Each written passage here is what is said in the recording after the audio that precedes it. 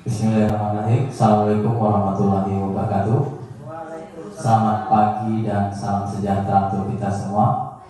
Pertama-tama marilah kita memanjatkan puji syukur kehadirat Tuhan Yang Maha Esa, di mana hari ini kita masih diberikan kesehatan, kekuatan untuk mengikuti kegiatan hari ini, yaitu aksi nyata budaya positif. Baiklah, yang saya hormati Ibu Kepala Sekolah beserta Ibu dan Bapak Dewan Guru. Hari ini saya akan membawakan susunan acara kita hari ini. Yang pertama doa, yang kedua kegiatan inti, yang ketiga tanya jawab, dan yang keempat penutup. Baiklah, untuk mempersingkat waktu sekaligus membuka acara kita pada pagi hari ini, baiklah saya akan memimpin doa untuk membuka acara ini. Marilah kita berdoa menurut agama dan kepercayaan kita masing-masing. Berdoa dimulai.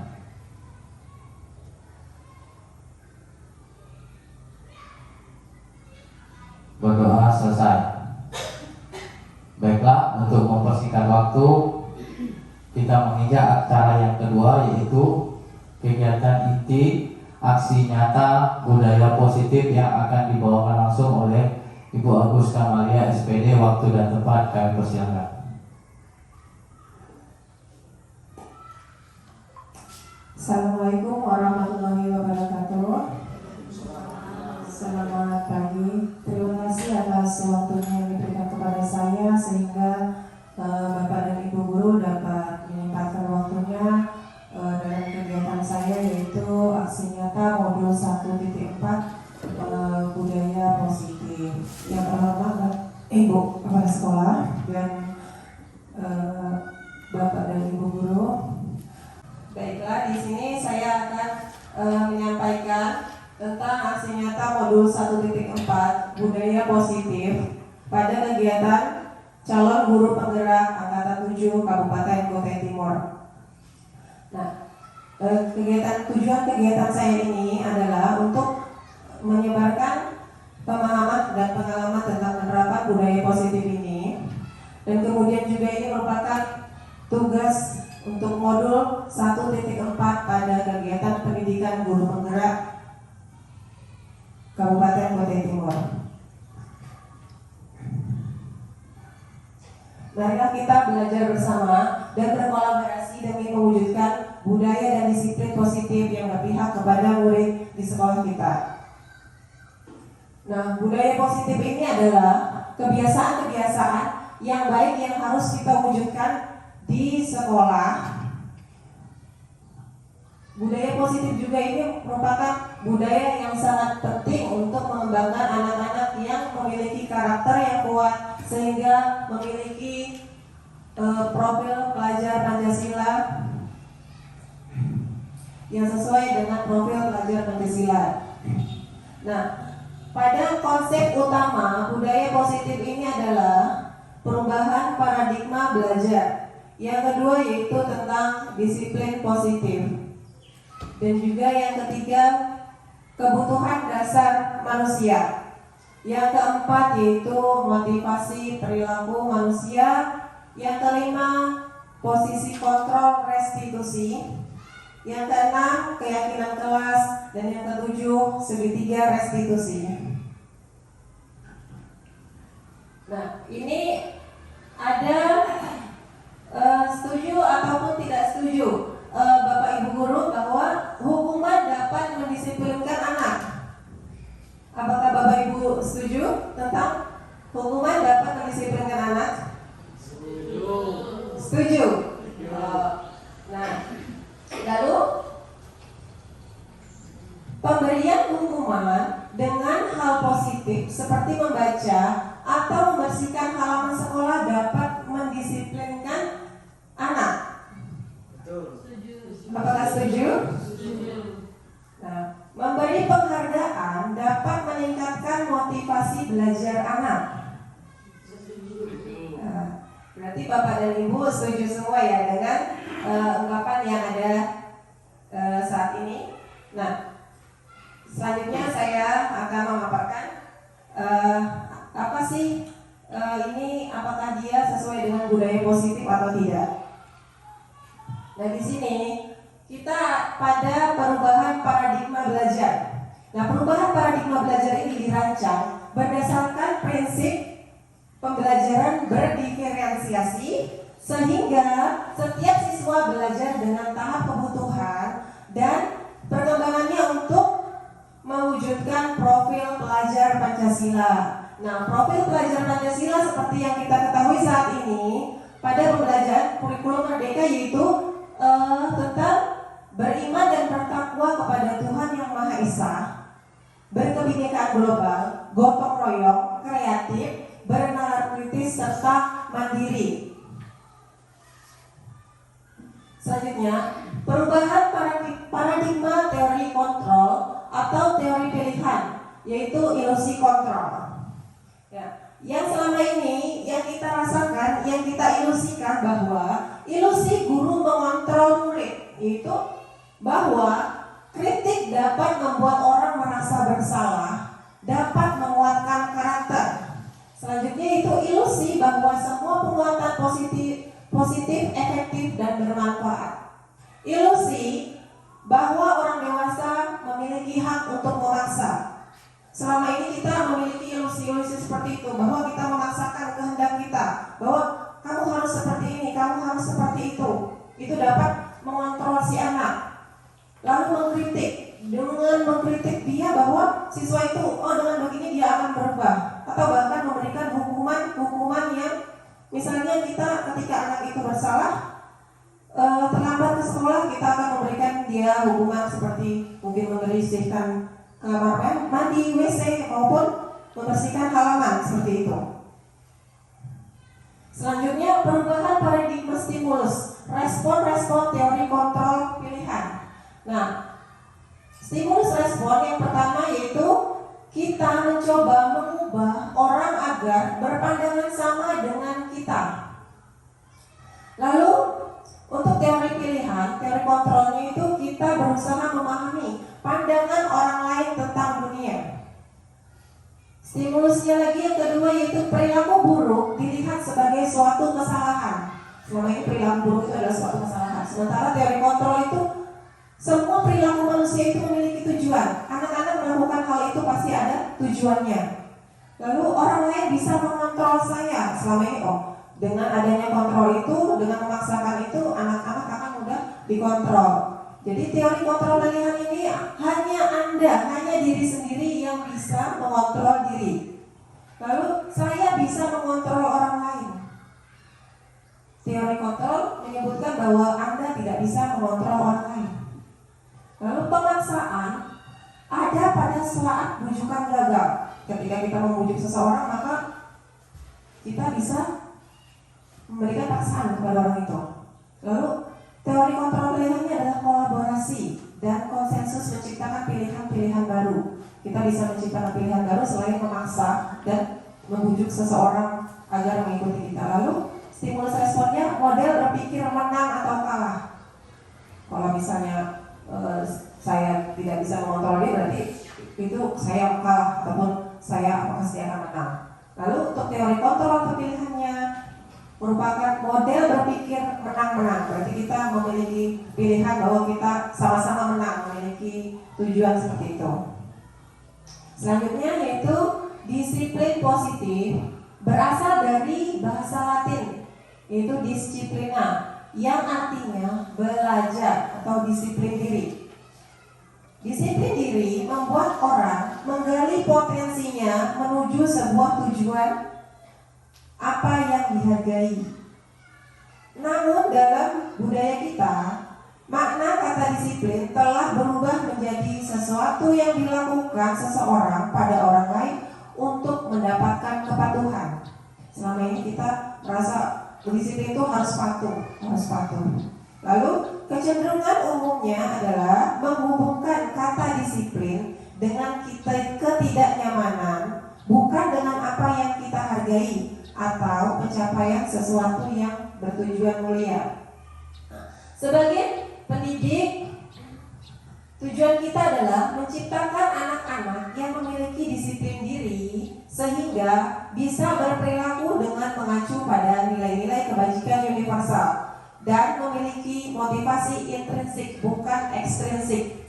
Motivasi yang ada dari dalam diri sendiri, bukan dorongan dari luar. Nah, ini adalah selanjutnya yang ketiga itu tentang kebutuhan dasar manusia.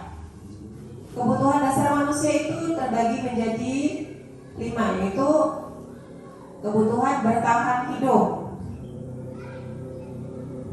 kasih sayang dan rasa diterima, kebebasan, kesenangan, dan penguasaan.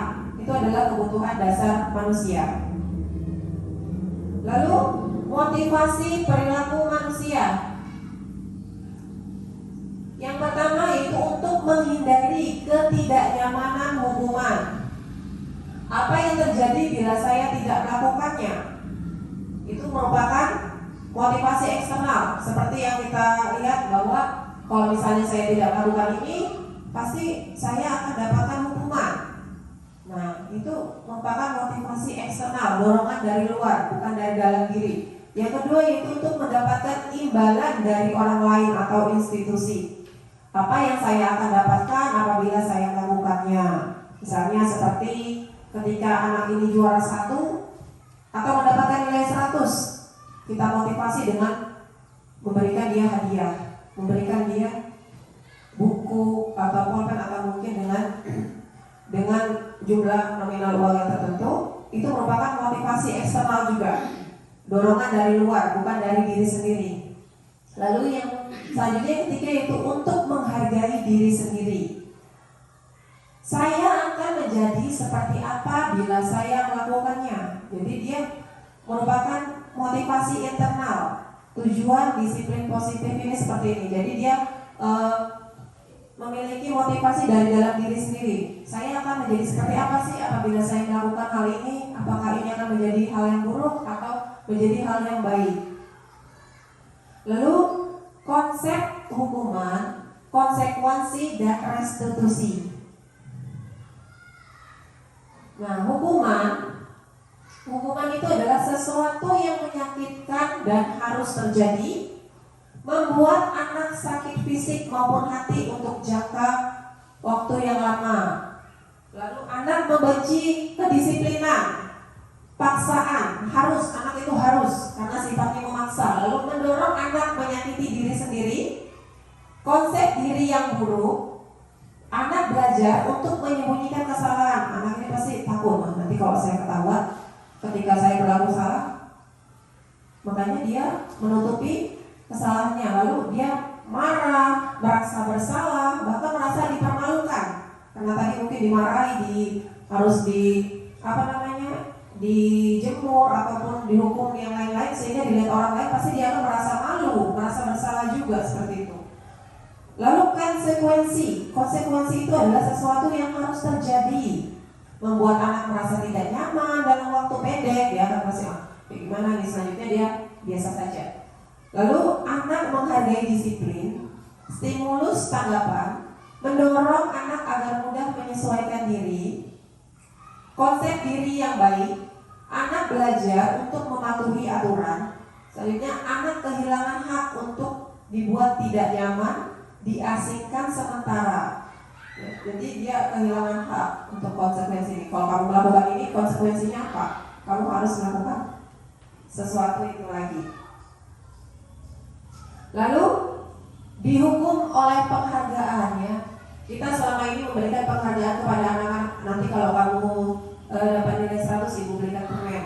Nanti kalau kamu dapat juara 1, dibelikan hadiah apa tertentu. Itu merupakan penghargaan kepada anak-anak yang sering kita berikan kepada anak-anak kita.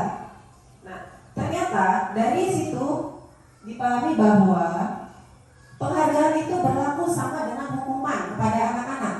Dalam artinya kita meminta atau memujuk seseorang untuk melakukan sesuatu untuk memenuhi tujuan yang tertentu dari orang yang meminta atau memujuk. Dorongannya eksternal, ya. Dan akan ada faktor ketergantungan beberapa dampak dari pemberian penghargaan ini teori dari Alvin Kohn di tahun 1993. Jadi dia menyatakan bahwa penghargaan itu merupakan suatu hukuman. Jadi memiliki dampak-dampak ketergantungan. Jadi kalau misalnya dia, aduh, aku juara 1, nanti selanjutnya harus dapat lagi nih. Hadiah apa lagi kira-kira dapatnya? Seperti itu. Dia ini mendapatkan lagi dan lagi. Lalu dihukum oleh penghargaan ini berpengaruh jangka pendek dan jangka panjang. Penghargaan adalah menghukum. Penghargaan mengurangi ketepatan. Penghargaan tidak efektif. Penghargaan merusak hubungan. Penghargaan juga menurunkan kualitas. Penghargaan mematikan kreativitas. Penghargaan mengurangi motivasi intrinsik. Jadi dia selalu mendapatkan motivasi dari luar.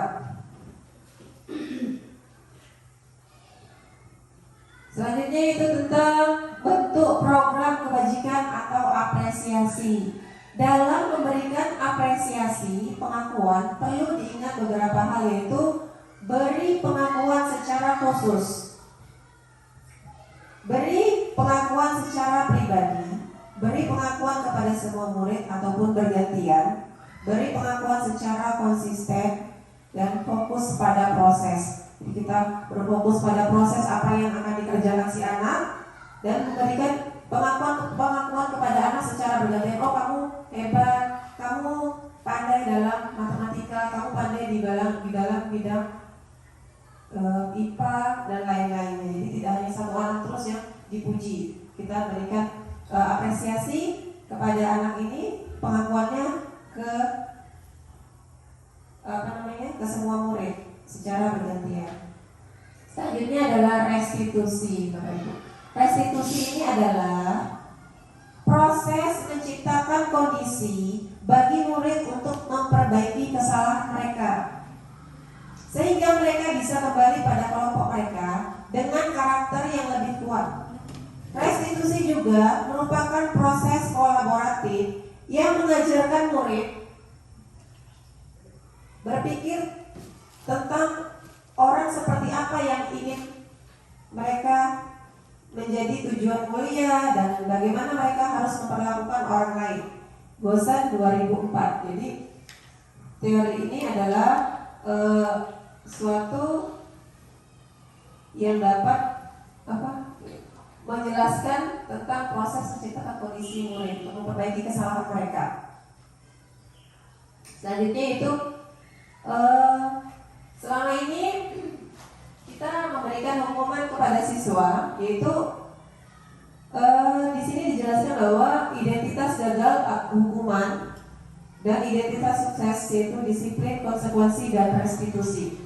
Lalu hukuman itu adalah sesuatu yang menyakitkan dan harus terjadi. Sedangkan konsekuensi ini sesuatu yang sudah terjadi.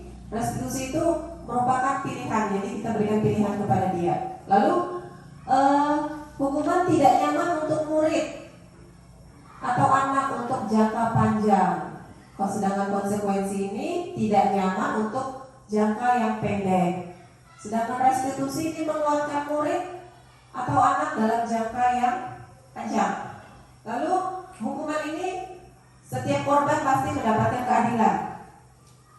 Konsekuensi ini korban bisa diabaikan, restitusi korban mendapatkan ganti.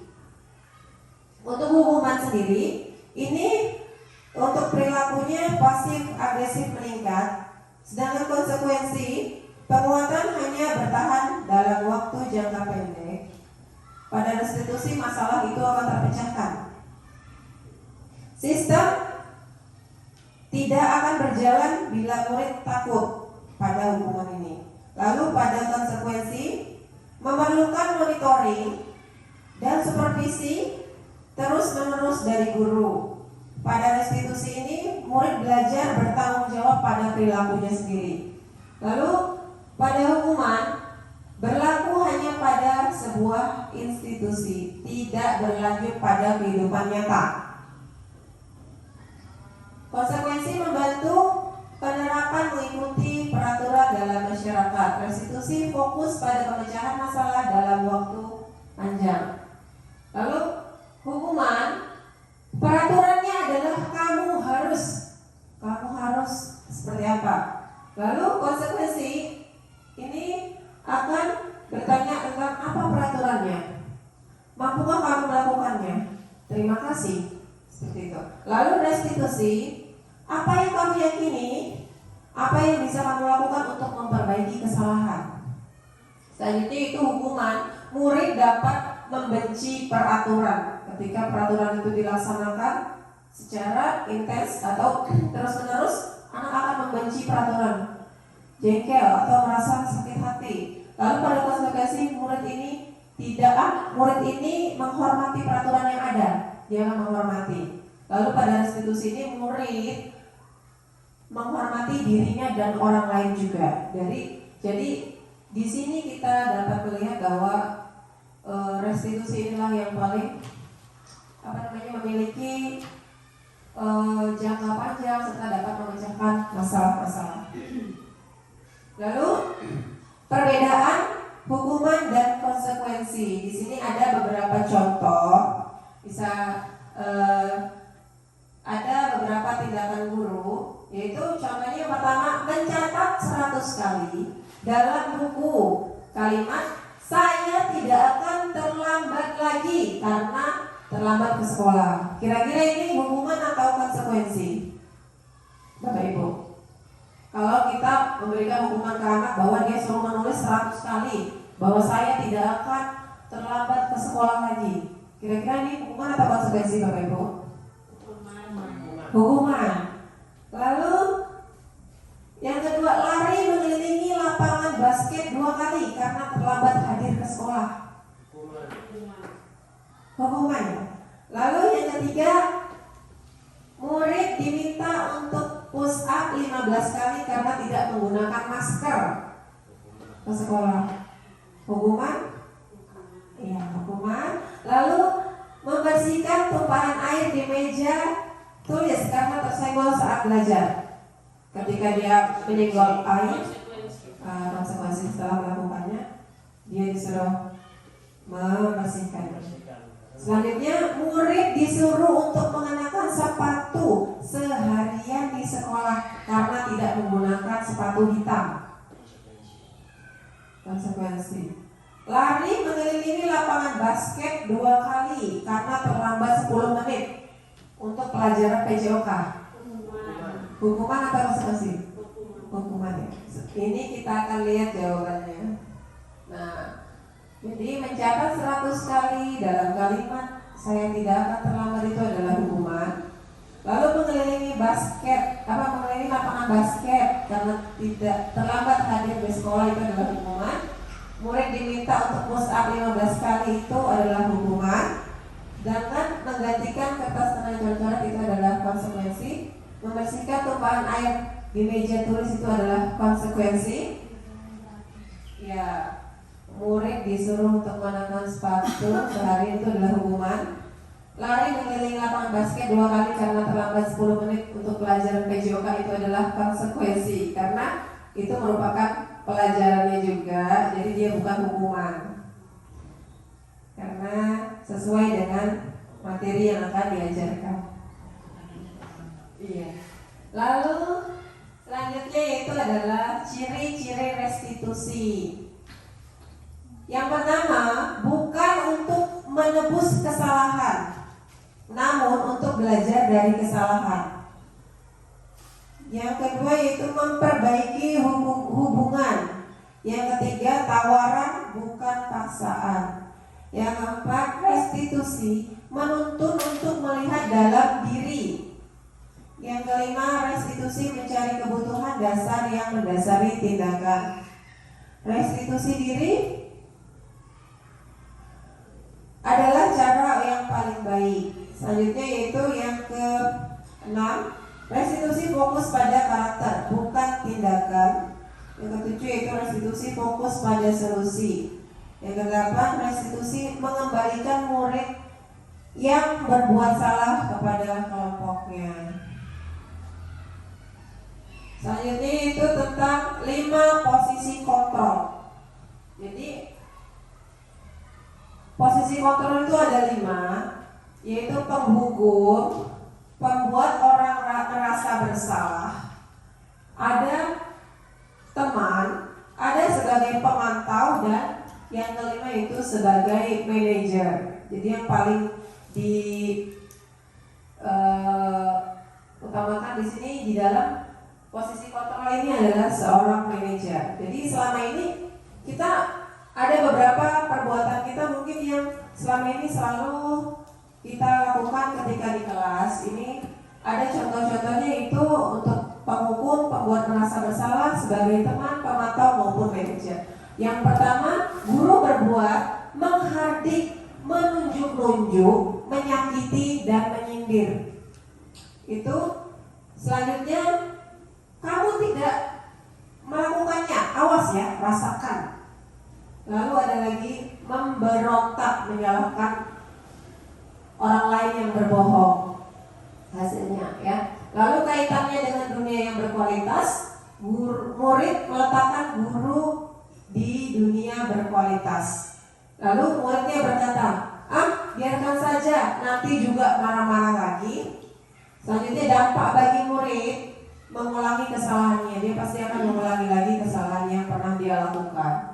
Lalu ada lagi membuat orang merasa bersalah. Gurunya berkata, dia berceramah dan mengatakan seharusnya kamu tuh seperti ini, seharusnya kamu melakukan itu. Lalu ibu kecewa sekali sama kamu. Kamu tidak mengerjakannya, misalnya kamu tidak melakukannya. Lalu gurunya berkata, kamu seharusnya, kamu sudah tahu, ibu lelah sekali mengatakannya, ibu stres. Lalu hasilnya anak-anak akan menyembunyikannya, menyangkal dan bahkan berbohong. Selanjutnya yaitu tentang kaitannya, murid akan meletakkan guru dalam di dunia berkualitas. Lalu muridnya pasti akan mengatakan bahwa maafkan saya bu, saya melakukan ini. Lalu siswanya pasti akan merasakan dampaknya itu adalah merasa rendah diri.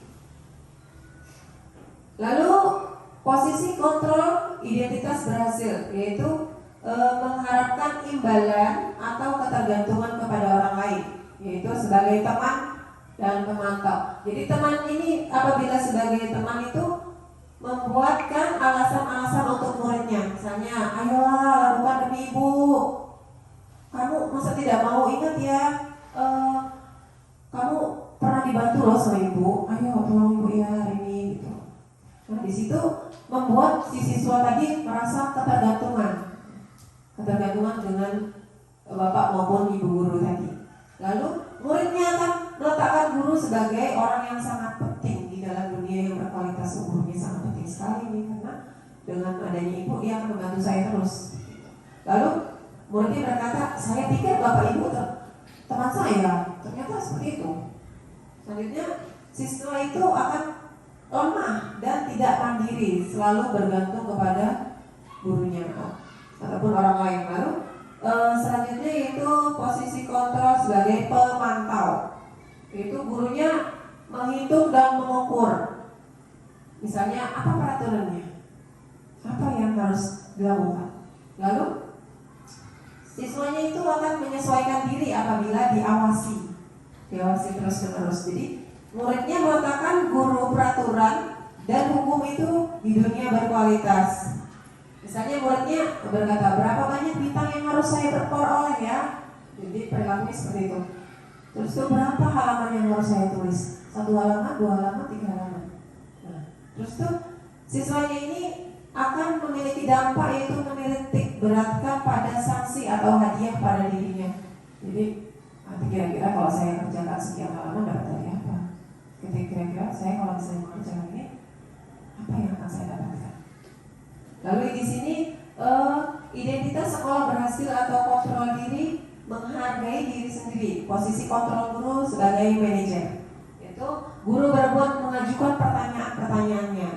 Nah, gurunya mengatakan apa yang kita yakini, apa yang bisa kamu kerjakan untuk memperbaiki masalah ini. Jadi siswa itu diajak untuk memperbaiki masalahnya. Kalau misalnya hari ini melakukan perbuatan ini, kira-kira bagaimana memperbaikinya? Lalu ini adalah hasilnya menguatkan pribadi. Kaitan dengan dunia berkualitas, murid meletakkan dirinya sebagai individu yang positif di dalam dunia. Jadi meletakkan diri sendiri, oh saya ini orang yang seperti ini. Lalu muridnya berkata, bagaimana caranya saya bisa memperbaiki keadaan? Lalu hasilnya adalah mengevaluasi diri, bagaimana cara memperbaiki dirinya sendiri. Dia akan berpikir untuk memperbaiki apa yang sudah, kesalahan-kesalahan yang sudah dia lakukan. Nah, di sini ada pertanyaan-pertanyaan. Saya kecewa sekali dengan kamu. Sebenarnya itu tidak pernah benar melakukannya. Ini menurut Bapak Ibu, yang pertama, ini posisi guru yang seperti apa? Apabila dengan mengatakan saya kecewa sekali dengan kamu. Dengan posisi kontrol tadi ada 5, yaitu sebagai teman, sebagai penghukum, sebagai pemantau, sebagai manajer. Kira-kira ini sebagai apa Bapak Ibu?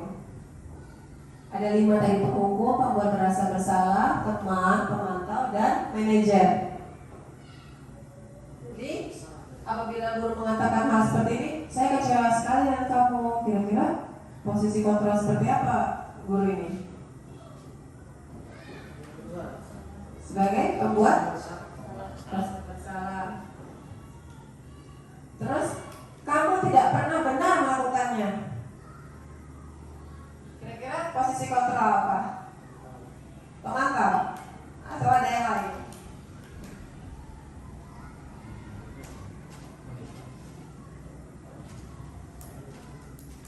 Ya, pemantau ya. Oh, terus ayolah lakukan demi Bapak Ibu sebagai teman. Lalu bagaimana kamu bisa menyelesaikan masalah ini? Kira-kira kamu bagaimana bisa menyelesaikan? Sebagai kamu selalu yang paling terakhir. Sebagai pemantau. Oke, kita lihat hasilnya. Ya. Perkataan saya kecewa sekali dengan kamu ini adalah membuat orang merasa bersalah. Lalu kamu tidak pernah melakukannya. Ini adalah penghukum. Kamu tidak pernah melakukannya. Kamu harus begini, harus begitu. Lalu ayolah ini lakukan demi Bapak Ibu. Nah, ini adalah seorang teman tadi. Lalu apakah kamu mau mendapatkan stiker bintang hari ini? Ini adalah seorang pemantau. Bagaimana kamu bisa menyelesaikan masalah ini? Ini adalah posisi sebagai manajer. Lalu kamu selalu yang paling terakhir. Ini adalah guru penghukum. Baiklah, kita selanjutnya Bapak Ibu, yaitu tentang keyakinan kelas. Sini. Untuk mendukung motivasi intrinsik kembali ke nilai-nilai keyakinan lebih menggerakkan seseorang dibandingkan peraturan-peraturan. Ini di sini kenapa sih? Apa sih ada pertanyaan? Kenapa sih tidak peraturan saja? Kenapa harus keyakinan kelas? Jadi ini adalah pertanyaan-pertanyaan yang sering kita ajukan. Harusnya memang kita melakukan peraturan-peraturan karena siswa mungkin membutuhkannya seperti itu. Jadi ini adalah jawabannya, itu untuk mendukung motivasi intrinsik dan dalamnya, sehingga dia akan kembali ke nilai-nilai keyakinan yang lebih menggerakkan seseorang dibandingkan mengikuti serangkaian peraturan-peraturan. Nah, mengapa kita memiliki peraturan tentang menggunakan helm pada pengendara kendaraan roda 2 atau motor? Nah, kemungkinannya pasti jawabannya adalah untuk keselamatan. Lalu, mengapa kita memiliki peraturan tentang penggunaan masker dan mencuci tangan setiap saat? Kemungkinan jawabannya adalah untuk kesehatan atau keselamatan dari penyakit seperti tahun lalu itu apa? Penyakit COVID-19. Nah, ini ada selanjutnya pembentukan keyakinan kelas. Keyakinan kelas ini bersifat lebih abstrak daripada peraturan, jadi tidak sekonkret ini ya peraturan. Lalu keyakinan kelas berupa pernyataan-pernyataan universal. Selanjutnya keyakinan kelas ini senantiasa dibuat dalam bentuk positif. Selanjutnya keyakinan kelas hendaknya tidak terlalu banyak sehingga mudah dipahami dan diterapkan. Lalu keyakinan kelas ini sebaiknya sesuatu yang dapat diterapkan di lingkungannya, tidak hanya di dalam kelas saja, tapi dapat diterapkan di lingkungan lain juga. Lalu selanjutnya semua warga kelas hendaknya ikut berkontribusi dalam pembuatan keyakinan kelas ini lewat keyakinan curah pendapat. Selanjutnya bersedia meninjau kembali keyakinan kelas dari waktu ke waktu. Ini adalah contoh-contoh keyakinan kelas. Keyakinan kelas ini contohnya kelas 1, keyakinan kelas 1. Setiap anggota kelas perlu belajar. Setiap anggota kelas perlu senang. Setiap anggota kelas perlu melakukan tugas. Setiap anggota kelas perlu saling menghargai. Setiap anggota kelas perlu rasa aman. Mungkin ini ada lagi keyakinan kelas 5. Keyakinan kelas 5 selalu bersikap positif, senantiasa menjadi diri yang terbaik, percaya dan menghormati orang lain serta barang miliknya, berkomitmen terhadap setiap tugas, senantiasa membantu. Selanjutnya ini keyakinan kelas 7, misalnya hormat. Kami meyakini bahwa sangat penting untuk menghormati semua barang dan semua orang. Lalu bekerja. Kami meyakini bahwa sangat penting untuk mengerjakan segala pekerjaan, untuk mengikuti kegiatan yang mudah yang telah dilakukan. Lalu kegiatan yang telah ditugaskan. Lalu bekerja, diterima dan dimiliki. Kami meyakini bahwa sangat penting untuk merasa diterima pada suatu kelompok dan saling peduli satu dengan yang lain. Selanjutnya itu adalah pembentukan keyakinan kelas. Sini ada hormat. Hormat itu terdengar, terlihat dan berperilaku. Ketika bekerja juga terdengar, terlihat dan berperilaku. Lalu kalau untuk hormat tampak seperti, tidak seperti. Lalu untuk bekerja tampak seperti, tidak seperti. Selanjutnya yang diterima dan dimiliki tampak seperti dan tidak seperti. Ini adalah contoh-contoh pembentukan keyakinan kelas. Selanjutnya itu adalah segitiga restitusi. Di dalam segitiga restitusi ini ada validasi tindakan yang salah. Validasinya adalah itu kamu tentu punya alasan mengapa melakukan itu. Lalu ada lagi, adakah cara lain yang lebih efektif untuk apa yang kamu butuhkan. Ada juga menjalankan keyakinan. Keyakinan kelas seperti apa yang telah kita sepakati. Lalu kamu ingin menjadi seperti apa? Menjadi orang yang seperti apa? Selanjutnya itu menstabilkan identitas. Setiap orang pasti pernah melakukan kesalahan. Lalu kamu bukan satu-satunya yang pernah melakukan ini. Ini adalah contoh dari segitiga restitusi, yaitu menstabilkan identitas.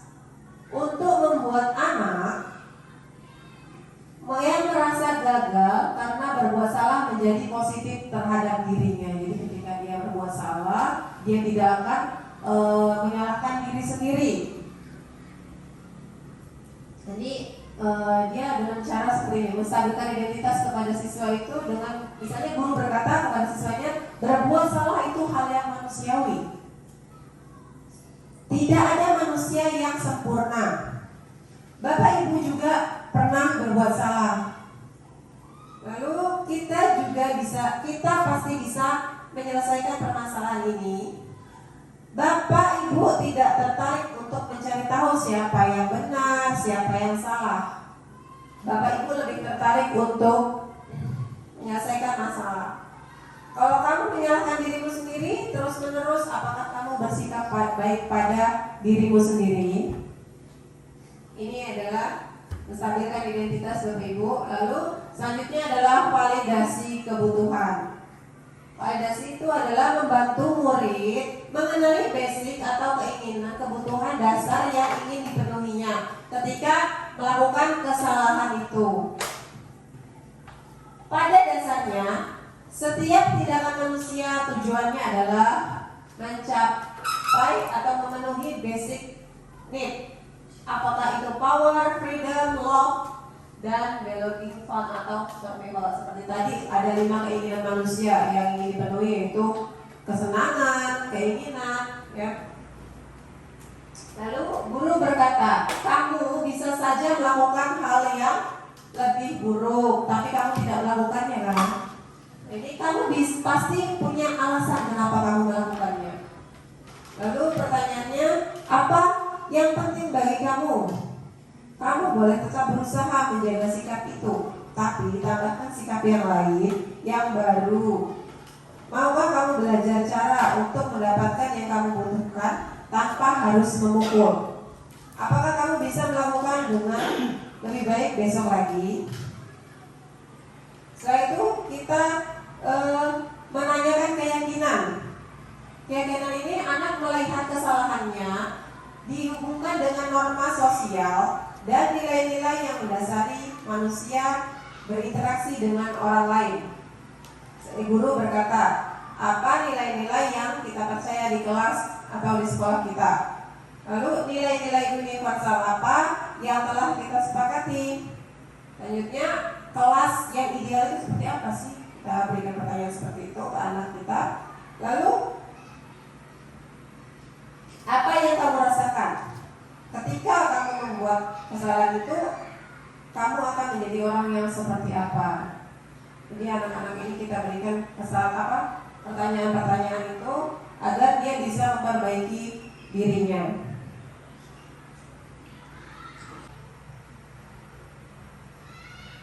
Itulah pemaparan materi dari saya pada aksi nyata modul 1.4 tentang budaya positif. Selanjutnya saya kembalikan ke MC.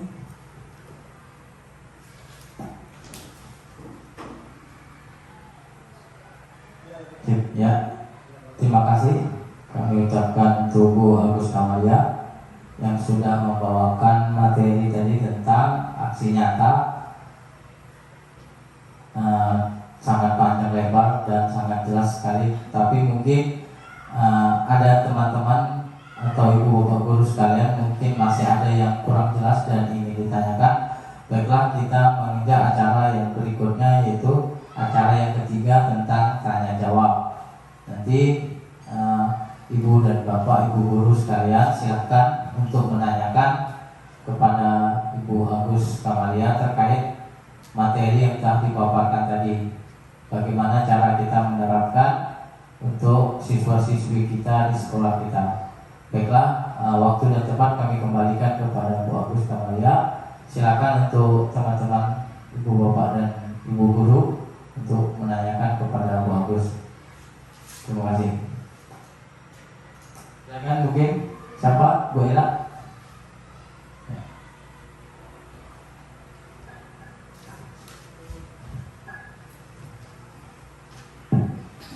Terima kasih waktu dan kesempatan yang sudah diberikan kepada saya. Yang mau saya tanyakan di sini, kembali lagi ke halaman sebelumnya yang untuk ciri-ciri restitusi. Nah, pada poin 1 tadi yang dibahas bukan hal menebus kesalahan, namun belajar dari kesalahan.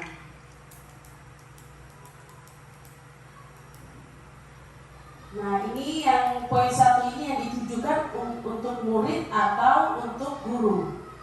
Nah, kalau untuk ditujukan ke murid, contoh kecilnya saja, menebus kesalahan yang model seperti apa? Itu saja saya tanyakan. Terima kasih.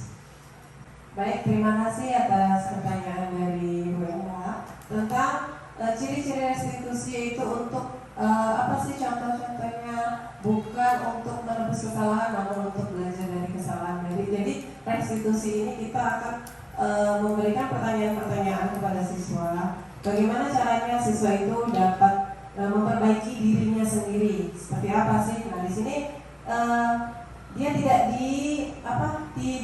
diberikan hukuman ataupun tidak diberikan sesuatu yang menekankan dia, oh ini kamu harus seperti ini, kamu harus seperti itu.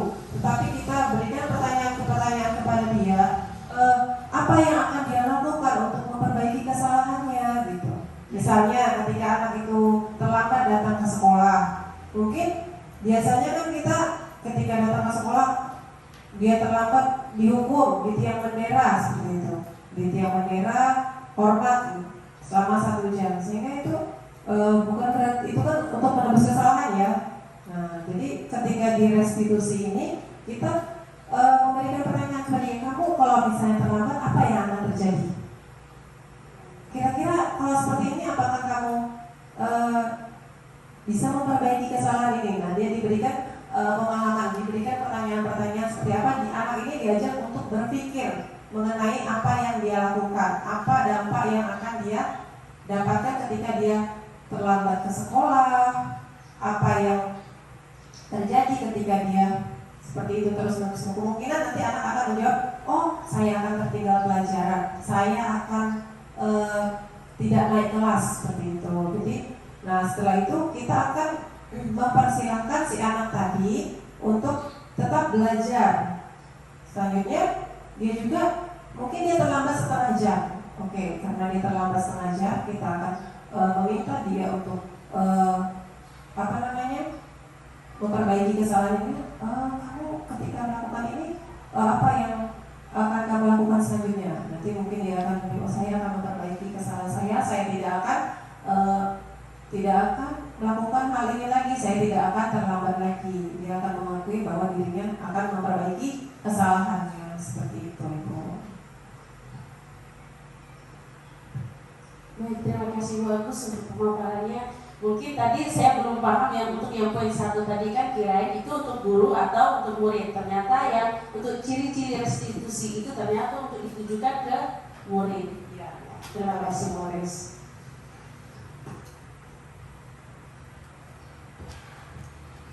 Ya, terima kasih Bu Ella. Mungkin dari saya juga bagus. Tadi sempat di awal dibahas konsep utama positif. Yang ingin saya tanyakan, bagaimana cara kita memotivasi siswa agar menjadi perilaku yang positif? Itu satu. Terus yang kedua, apakah untuk menanamkan nilai konsep utama positif itu kita perlu memberi hukuman kepada siswa-siswi kita? Kalaupun perlu, saya minta penjelasannya, dan kalaupun tidak perlu, begitu juga saya minta penjelasannya. Terima kasih. Ya, kembalikan kepada Bu Agus. Ya, terima kasih untuk pertanyaannya. Itu yang pertama, untuk motivasi budaya positifnya yang diterapkan ya. Untuk budaya positif yang kita terapkan, mungkin misalnya budaya positif itu bisa kita lakukan dengan setiap hari. Contohnya itu setiap hari, misalnya kita berdoa bersama sebelum masuk ke kelas. Lalu mungkin saling dengan guru, berbaris bersaling dengan guru sebelum masuk ke kelas. Dan contoh lainnya itu seperti membersihkan lingkungan, misalnya piket ataupun mengambil sampah di halaman.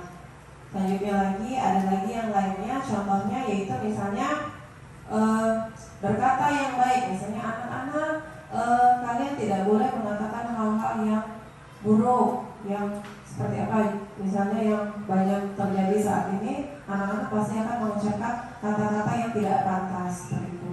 Nah, bagaimana sih kita menerapkannya? Nah, supaya anak itu mau melakukannya, jadi kita terapkan di kehidupan kita sehari-hari itu sebagai contoh misalnya ketika mungkin memungut sampah, kita bersama-sama, guru mengajak muridnya, lalu berdoa bersama, gurunya mengajak siswa setiap hari, dan juga seperti itu, seperti tadi mengucapkan kata-kata yang baik kepada siswa. Jadi ketika kita melarang untuk anak-anak itu mengucapkan kata-kata yang tidak pantas, maka kita juga berucap kepada mereka itu hal-hal yang positif juga, seperti itu. Lalu untuk pertanyaan yang kedua, yaitu Bapak mohon maaf bisa diulangi lagi pertanyaannya? Ya, tadi kan Bu Agus menjelaskan tentang nilai konsep utama positif. Nah, terus yang saya ingin tanyakan, mungkin selama ini kami sering melakukan yang namanya hukuman.